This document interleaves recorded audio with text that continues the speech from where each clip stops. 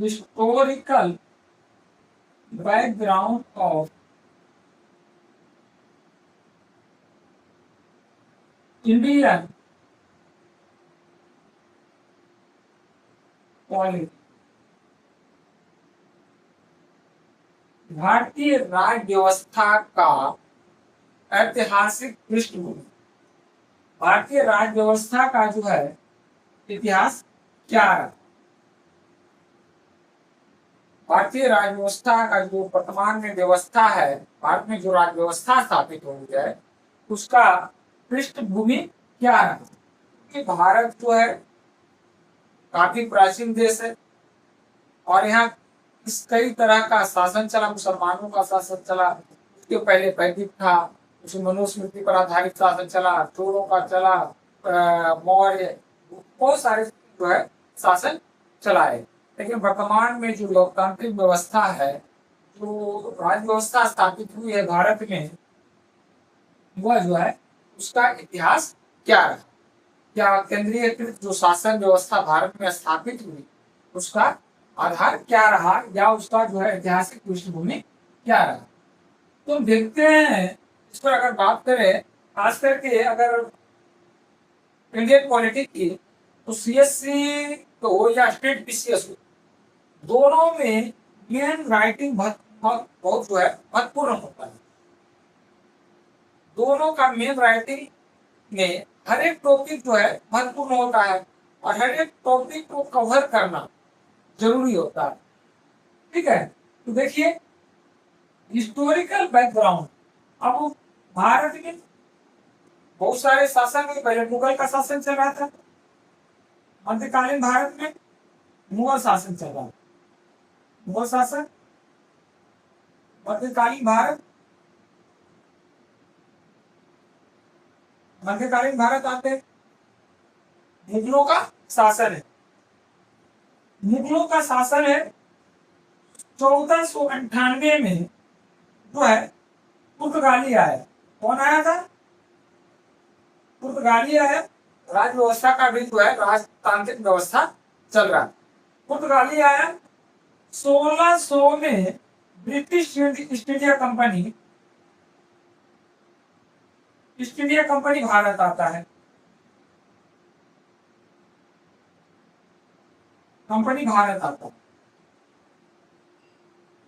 Magna carta प्राप्त होता है कि भारत में आप व्यापार कर सकते हैं इंग्लैंड के।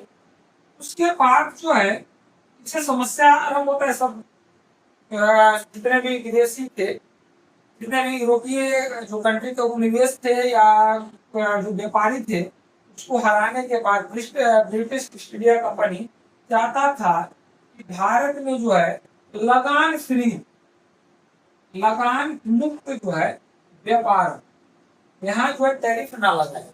यहाँ से सामान जो है निर्यात यहाँ से जो कर रहा है या यहाँ से जो सामान ये खरीद कर ले जा रहा है उस पर टैक्स मुक्त हो, लगान मुक्त।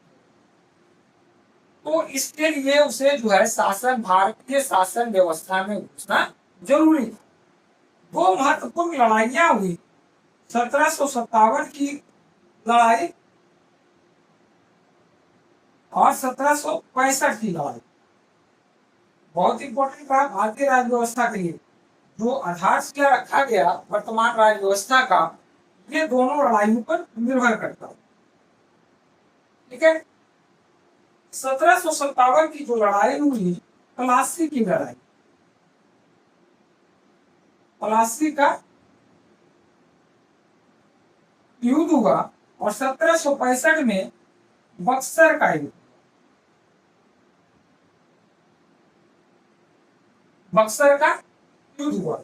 प्लासी की लड़ाई के बाद भारत में जो यह पूर्णतः जो है विश्वास हो गया कि भारत में जो व्यापार का एकाधिकार होगा वह अंग्रेजों का होगा, यानी ब्रिटिश ईस्ट इंडिया कंपनी का होगा।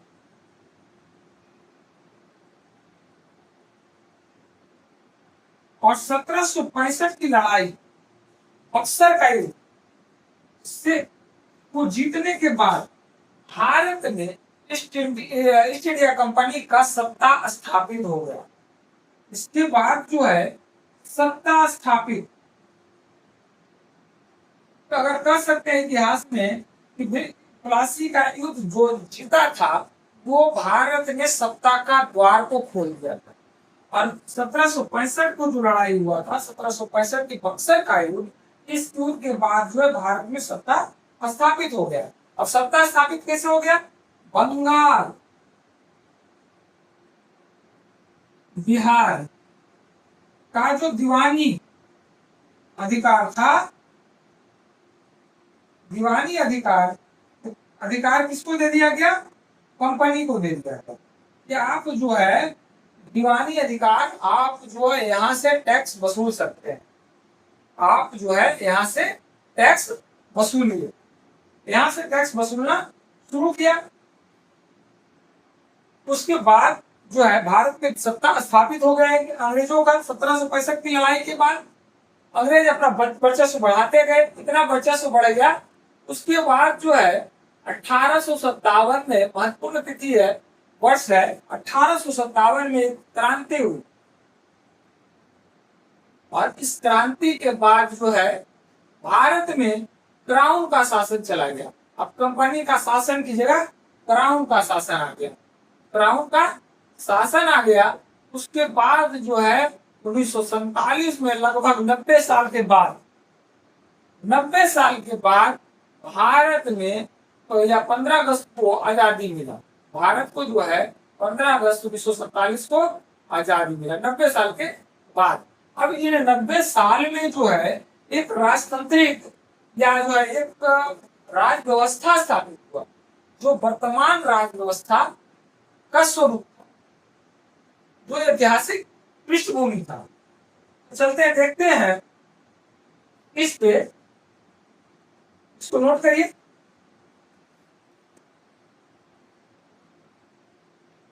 आइए देखते हैं।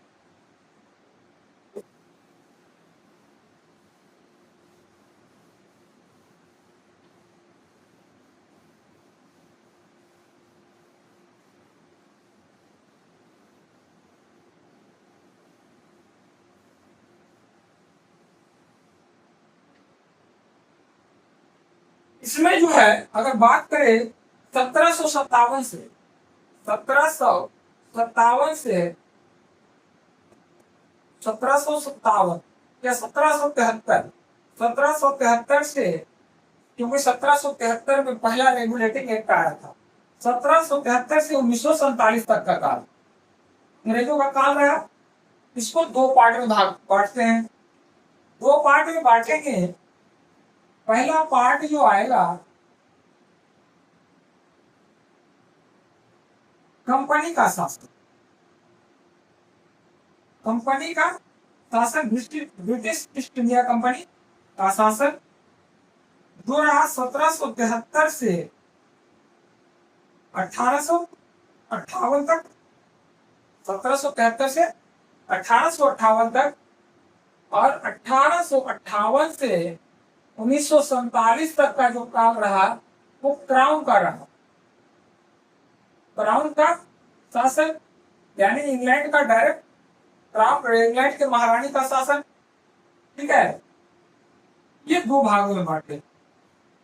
तो 1773 में आते हैं कंपनी का शासन में। पहला एक आता है 1773 का रेगुलेटिंग एक्ट, रेगुलेटिंग एक्ट 1773 बहुत इंपॉर्टेंट है। Regulating act 1773। इस एक्ट में क्या हुआ कि कंपनी के कार्यों को, कंपनी के कार्यों को पहली बार इंग्लैंड के महारानी से मान्यता मिली। पहली बार जो है इंग्लैंड के महारानी से मान्यता मिली। केंद्रीयकृत शासन, क्या कह सकते हैं, केंद्रीय शासन, केंद्रीय शासन का आरंभ होगा। पहले राजतांत्रिक व्यवस्था में क्या होता था, रियासत होता था, छोटे छोटे रियासत होते थे। उसके राजा होते थे और वहाँ जो है दूसरा वहाँ राजा आराम अपना शासन करते थे। लेकिन यह जो है कंपनी जब बना तो संपूर्ण ब्रिटिश साम्राज्य को जो है अपने हाथों में ले लिया और केंद्रीकृत शासन शुरू किया था। ठीक है। इसकी जो है इसमें एक महत्वपूर्ण पद का सृजन किया गया। महत्वपूर्ण पद कौन था? गवर्नर जनरल का पद। गवर्नर जनरल जनरल का पद का सृजन किया गया और यह गवर्नर जनरल जो है ब्रिटिश सत्ता का जो था केंद्र था। ब्रिटिश सत्ता का केंद्र था और इस गवर्नर जनरल के पद पर सुशोभित होने वाले व्यक्ति जो थे वो वारेन हेस्टिंग्स। वारेन हेस्टिंग्स और ये बंगाल का गवर्नर जनरल था। ये गवर्नर जनरल जो था बंगाल के गवर्नर को गवर्नर जनरल कहा जाने लगा। बम्बई मद्रास प्रेसिडेंसी जो है बंगाल के अधीन आ गया। बम्बई और मद्रास व्यापार का केंद्र था। व्यापारिक कोठी थी अंग्रेजों का। वो जो प्रेसिडेंसी था वो बंगाल के अधीन कर दिया गया। महत्वपूर्ण था, काफी महत्वपूर्ण। और 1874 में सबसे इंपॉर्टेंट है 1874 में जो है सर्वोच्च न्यायालय की व्यवस्था की गई। पहले क्या होता था? राजा सर्वे सर्वा होता था, राजा ही न्यायालय होता था, राजा ही वकील होता था, राजा ही दलील सुनता था और राजा ही अपना फैसला सुनाता था। लेकिन यह जो है 1874 में पहली बार सर्वोच्च न्यायालय की स्थापना की गई। कहाँ? कलकत्ता में सर्वोच्च न्यायालय की स्थापना की गई जिसमें एक मुख्य न्यायाधीश तथा 3 अन्य न्यायाधीश होते थे। एक मुख्य न्यायाधीश तथा 3 अन्य न्यायाधीश होते थे। ठीक है, नोट कीजिए।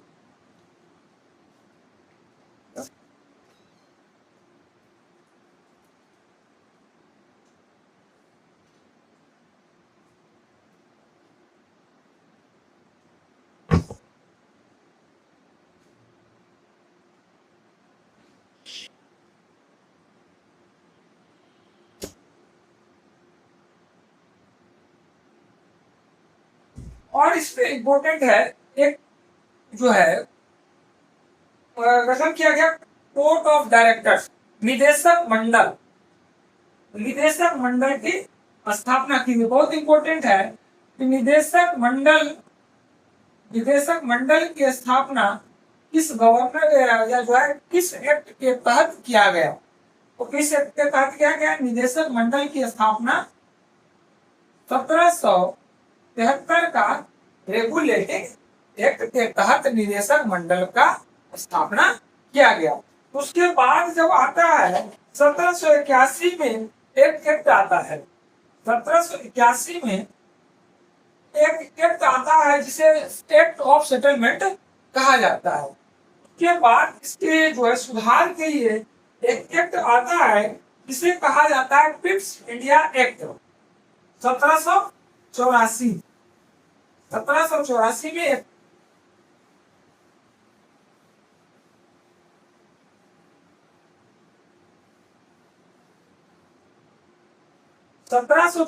में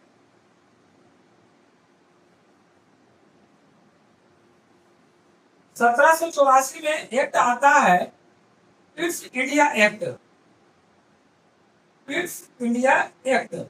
पिप्स जो है पिट उस समय तत्कालीन प्रधानमंत्री युवा प्रधानमंत्री थे, उन्हीं के नाम पर यह दिया गया पिट्स इंडिया एक्ट 1784। इस अधिनियम का जो निर्माण किया गया 1773 के रेगुलेटिंग एक्ट का जो खामियां था उसके खामियों को दूर करने के लिए पिट्स इंडिया एक्ट का गठन किया गया। इसमें सबसे इंपॉर्टेंट था कि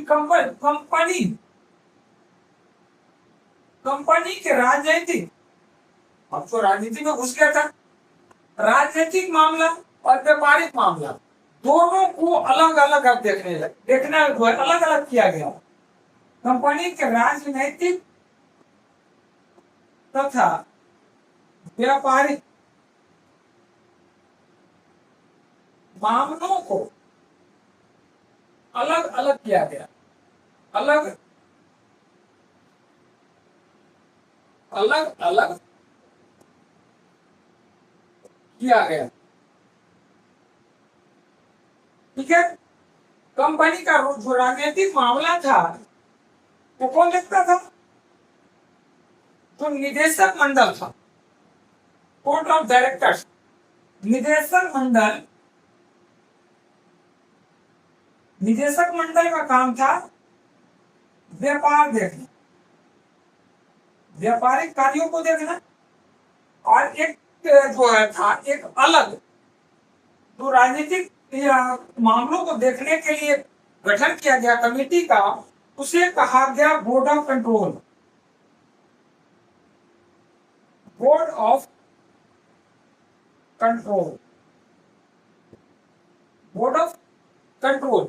इस तरह से भारत में फिट इंडिया एक्ट के तहत दोहरी शासन प्रणाली, बहुत इंपॉर्टेंट है, दोहरी शासन प्रणाली स्थापित हो गया। दोहरी शासन प्रणाली स्थापित हो गया। कंपनी का राजनीतिक मामला बोर्ड ऑफ कंट्रोलर कंट्रोल देखेगा, जिसमें सैन्य शक्ति होगा, क्या नाम है, नागरिक शक्ति होगा, टैक्स होगा। उसको कौन देखेगा? टैक्स हो गया, सैन्य शक्ति हो गया, कौन देखेगा? बोर्ड ऑफ कंट्रोल देखेगा। और व्यापारिक मामला कौन देखेगा? व्यापारिक मामला निदेशक मंडल देखेगा। ठीक है, उसके बाद जो आता है 1813 का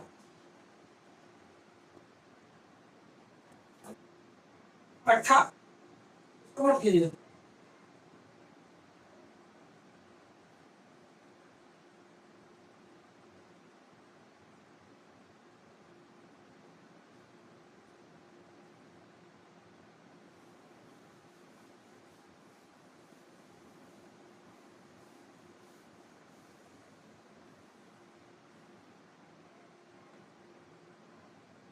1793 का, 1793 उतना ये था क्योंकि कॉर्नवालिस जो है इसमें कॉर्नवालिस को गवर्नर जनरल बनाया गया। और गवर्नर जनरल का जो था उसमें मांग था कि कंट्रोल हमें जो है ज्यादा अधिकार दिया जाए। कंपनी के एकाधिकार जो है मोस्ट इम्पोर्टेंट था कि 1893 में जो एक्ट आया उसमें कंपनी के अधिकार को 20 वर्षों के लिए बढ़ा दिया गया। 1793 में तो 20 वर्षों के लिए बढ़ा दिया गया। तो 1813 में एक एक्ट आया, जिसे कहा गया चार्टर अधिनियम 1813। चार्टर अधिनियम 1813।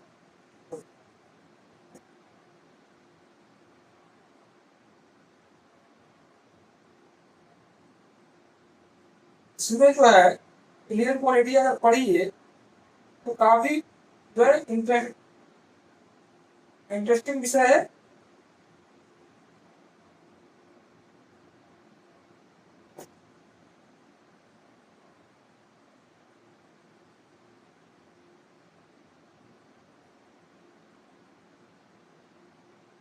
चार्टर अधिनियम 1813, इसमें जो है कंपनी के जो महत्वपूर्ण पॉइंट की बात करें तो कंपनी का जो था भारत पर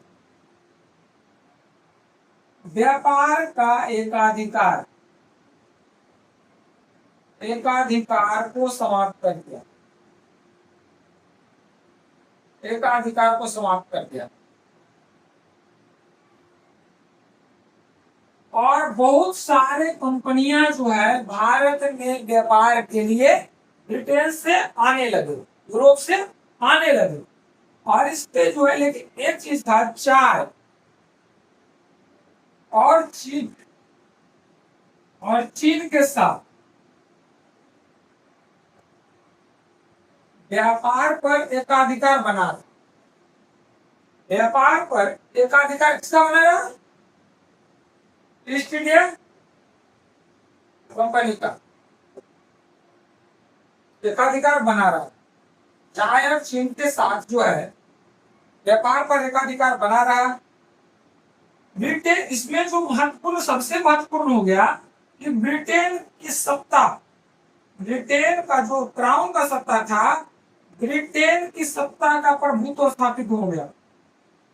उनके अधिकार इसका जो है चार्टर का जो है मैग्ना कार्टा, जो कंपनी का मैग्ना कार्टा दिया गया था उसको समाप्त कर दिया गया। अब सिर्फ जो है इसका व्यापार पर एकाधिकार सिर्फ चाय और चीन के साथ जो व्यापार करता था उस पर, खास करके चीन के साथ कपास वगैरह का व्यापार होता था और भारत के साथ चाय का व्यापार होता था, उसको अधिकार समाप्त कर दिया गया। और उसका जो है इससे का सबसे महत्वपूर्ण बात हुआ कि ब्रिटेन की सत्ता का प्रभुत्व जो है भारत में स्थापित हो गया।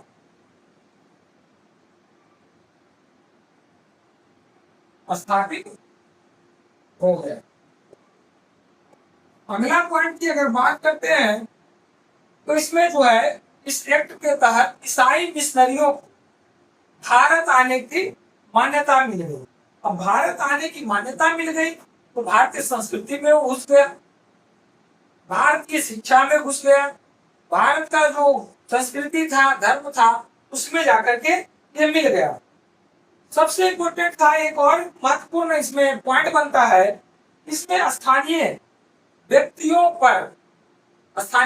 को जो है क्या कह सकते हैं, जमींदारों को कर लगाने की छूट दे दी।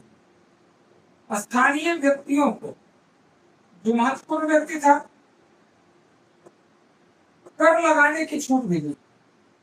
कर लगाने का अधिकार नहीं, जो अधिकार दे दिया गया, जो अधिकार इसको अधिकार दे दिया गया, और जो कर नहीं देता था उसको दंड देने का जो है प्रावधान कर दिया गया।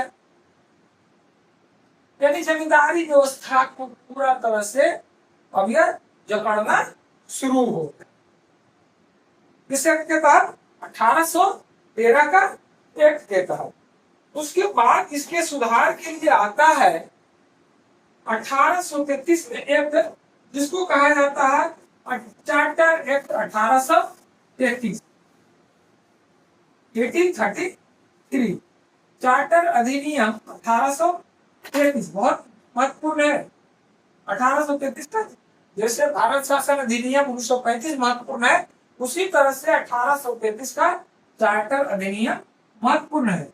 और 1833 में चार्टर अधिनियम में सबसे महत्वपूर्ण काम हुआ कि बंगाल के गवर्नर जनरल को और पूरे भारत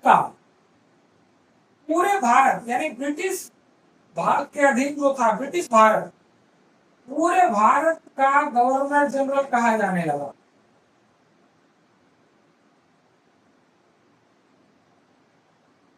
बंगाल के गवर्नर जनरल, और इस पद पर सुशोभित होने वाले व्यक्ति जो थे लॉर्ड विलियम बेंटिंग।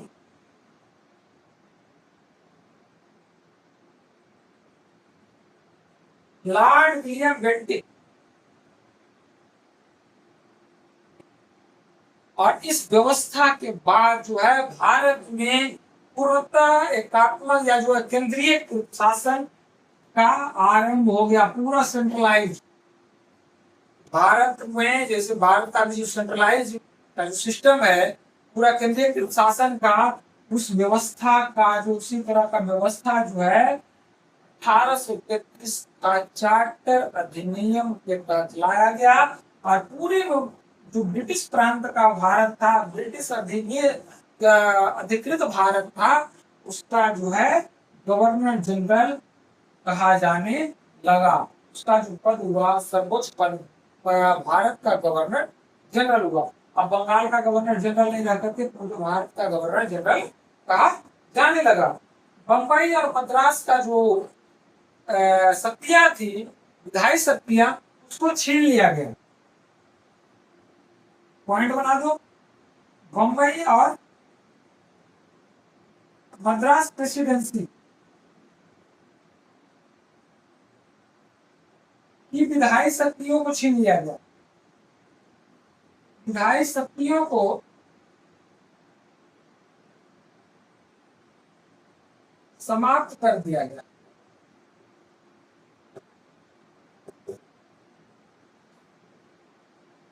अगला पॉइंट पे आते हैं।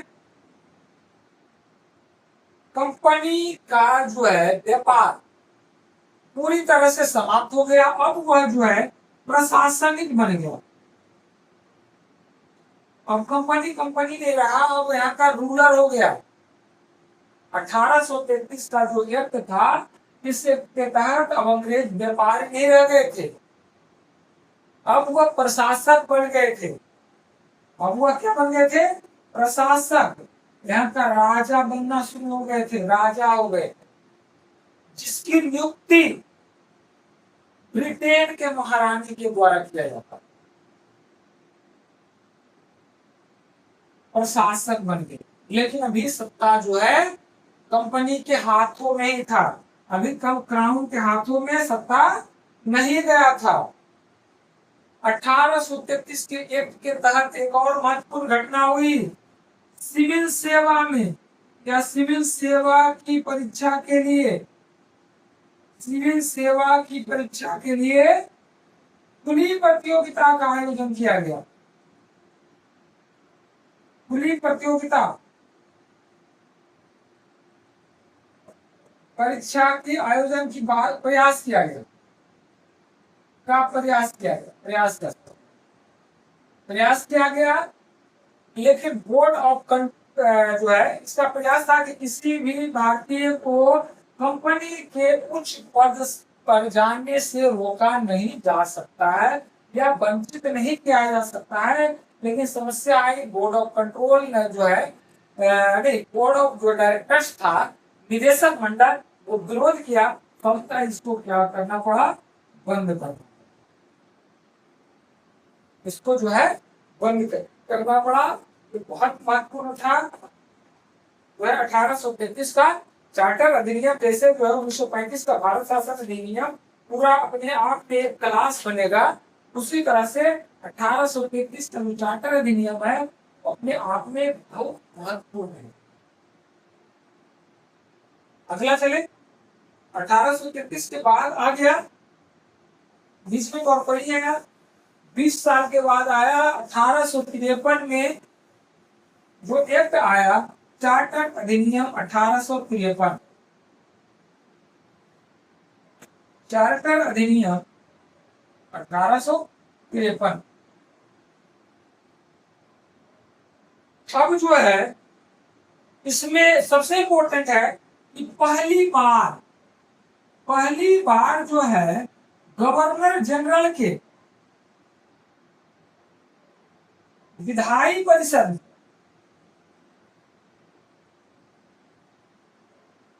गवर्नर जनरल के विधायी जो परिषद में था, गवर्नर जनरल परिषद था, गवर्नर जनरल परिषद में विधायी एवं प्रशासनिक जो कार्य था उसको अलग किया गया। विधायी और प्रशासनिक,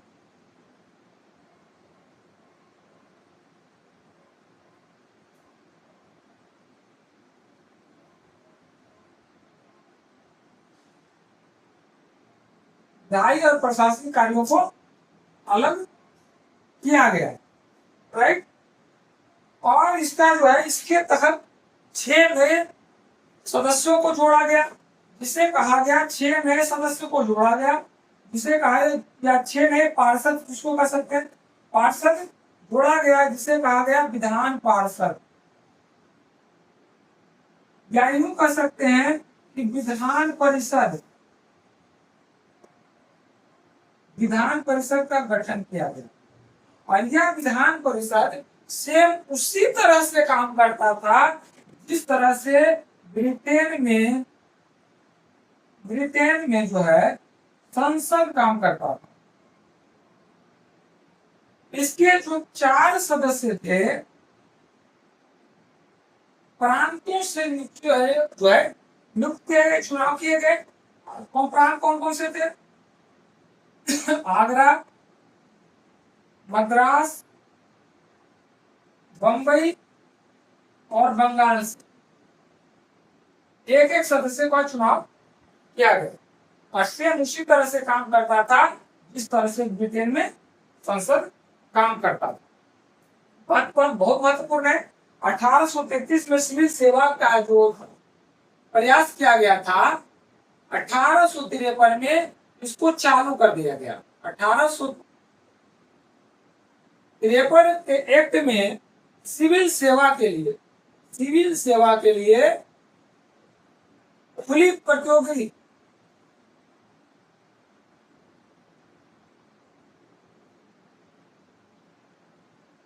परीक्षा का आयोजन किया जाने लगा और 1954 में इसी के लिए, सिविल सेवा के लिए ही मैकाले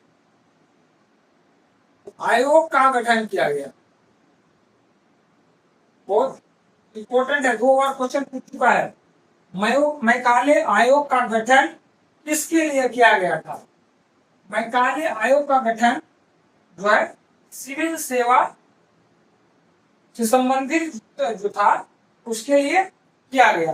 1853 में सिविल सेवा के लिए खुली प्रतियोगी परीक्षा का आरंभ किया गया। और इंपॉर्टेंट है, जो ब्रिटिश प्रांत का विस्तार किया गया। विस्तार किया गया, इसमें राज्य हड़प की नीति भी आता है, डलहौजी वाला, किस तरह से जो है कब्जा किया जा सके, इसलिए अधिनियम के तहत जो है राज हड़प नीति बनाया था। ठीक है, ये रहा इसका कंपनी का शासन। कंपनी का शासन। अब इसके बाद जो है 1857 की क्रांति होता है। 1857 की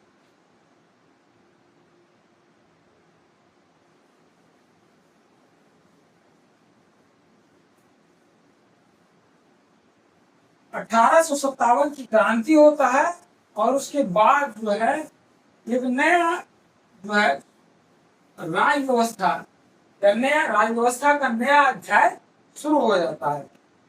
1857 की